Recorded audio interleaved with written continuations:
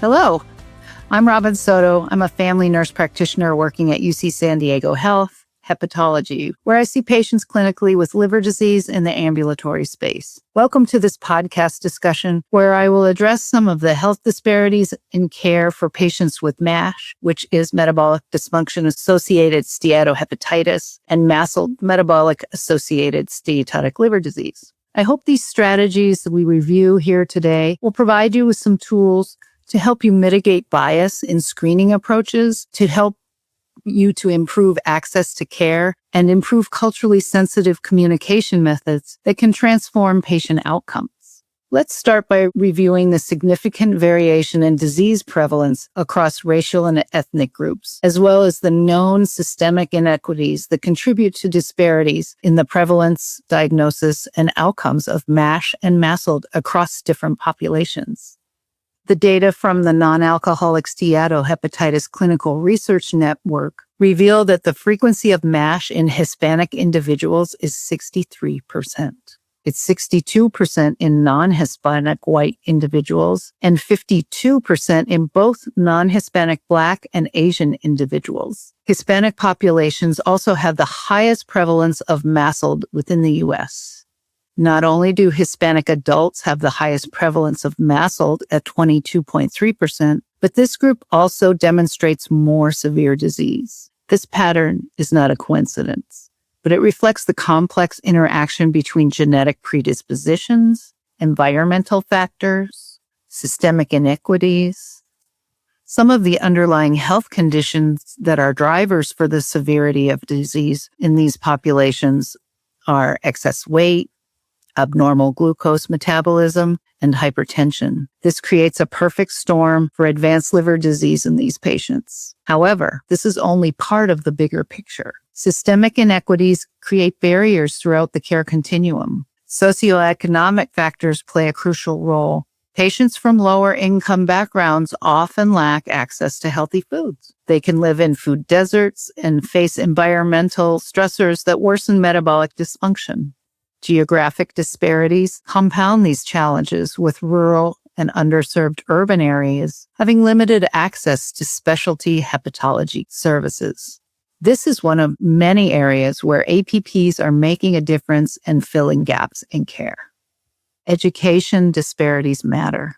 Patients with limited health literacy may fear and avoid interaction with the medical institutions and may not understand the complex pathophysiology of this sometimes silent disease. They may not be aware that the liver is very much impacted by metabolic conditions like diabetes, prediabetes, hyperlipidemia, and hypertension. I can't tell you how many times I hear my patients say, "I have cirrhosis, but I don't drink." Or, "Eating a healthy diet and exercising more can reverse my liver disease." Language barriers can further complicate care for patients, even at its best. Translation services may not be effective in communicating complex medical information at a level that patients can understand, and may fail to convey the nuance and sensitivity needed for these conversations. Insurance status creates another layer of complexity.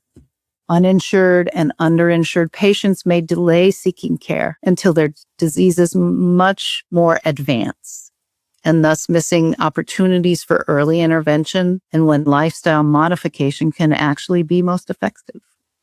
As healthcare providers, we must acknowledge that bias, even if it's unintentional, exists, and it can infiltrate our screening and our assessment practices. Research shows that even healthcare algorithms and calculations can exhibit significant bias. For example, we know that Black patients are considerably sicker than white patients at any given risk score. As APPs, we can lead the way to mitigating bias by standardizing our screening protocols. Instead of relying on subjective assessments, we can implement systematic screening using validated tools like the FIB4 index or NAFLD fibrosis score for all patients meeting metabolic criteria regardless of race or ethnicity. In my practice, these calculators are integrated into our EMR system. So it's easy to have consistent evaluation across our patient population. Training is essential. All team members should receive bias awareness education. This can teach us how to recognize implicit bias that might influence our clinical decision-making. It can help us to understand how our assumptions about lifestyle choices, adherence to medical management, or disease severity might vary based on patients' demographics. Documentation practices really matter. We need to use objective language in clinical notes, focus on clinical findings rather than subjective impressions that might influence bias. When we describe how patients present, we need to stick to measurable parameters and validated assessment tools. We need to consider implementing structured clinical pathways that guide decision-making based on evidence-based criteria rather than provider discretion. These pathways can explicitly account for known disparities, ensuring that high-risk populations receive appropriate screening intensity.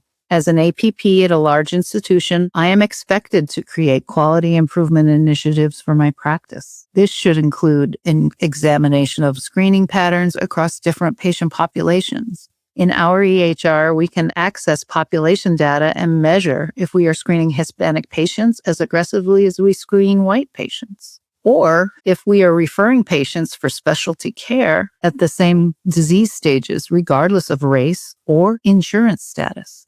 Despite inequities, there are strategies that we can use to improve access to diagnostic tools and effective management for underserved MASH patients. Access to specialty care diagnostic tools represents a critical barrier in achieving health equity for MASH patients. But non-invasive tests like the medical calculations of the FIB-4 index, the APRI score, the NAFLD fibrosis score are readily available to all clinicians and use basic lab values that are commonly used in primary care.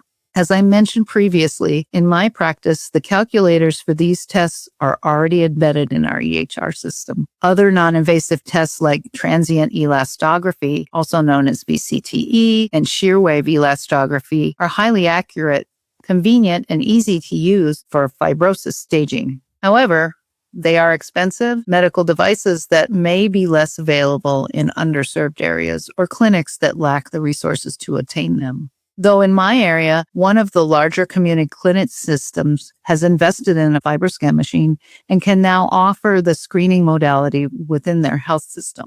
Laboratory-based assessments like the FIB-4 index can serve as effective screening tools in resource-limited settings. Telemedicine platforms have also been critical, bridging geographic gaps, allowing remote consultation for patients who cannot easily access specialty care.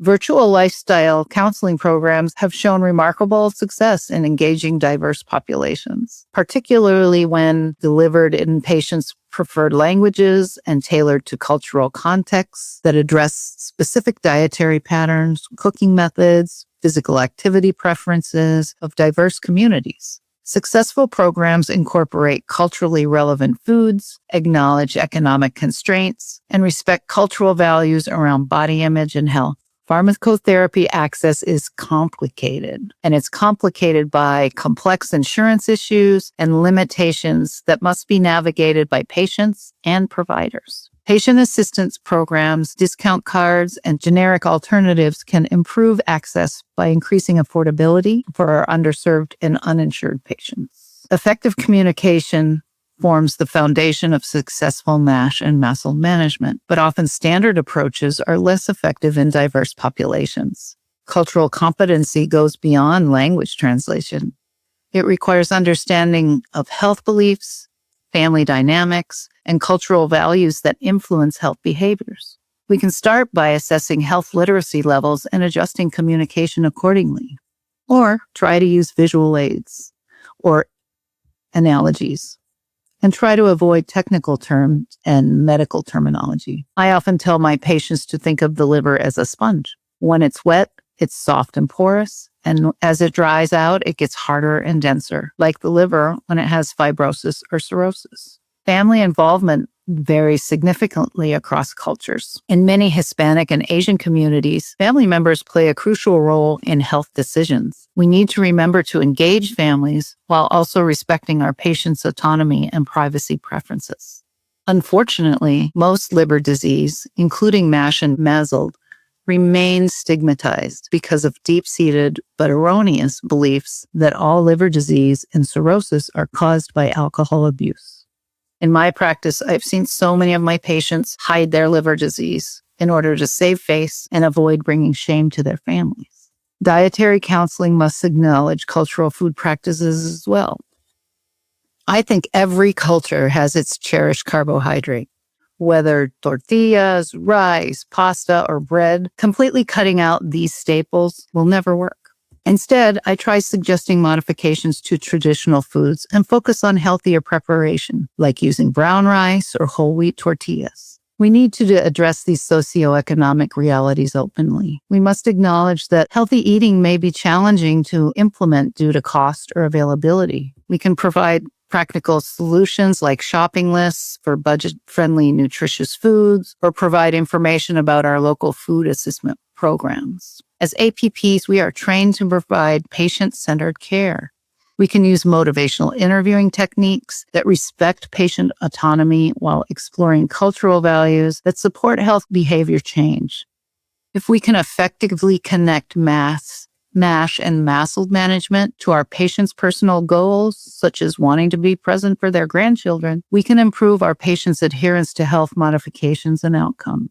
Addressing health disparities in MASH and MASLD requires systemic and intentional efforts across multiple domains. As APPs, we understand the socio-demographic factors driving disparities. We can implement bias-conscious screening practices. We can help bridge the gap to improve access to diagnostic and treatment resources. And we can use culturally sensitive communication strategies to get closer to truly equitable care. The growing burden of MASH and MASLD in this country demands nothing less than our commitment as APPs to ensure every patient receives the comprehensive, culturally appropriate care they deserve.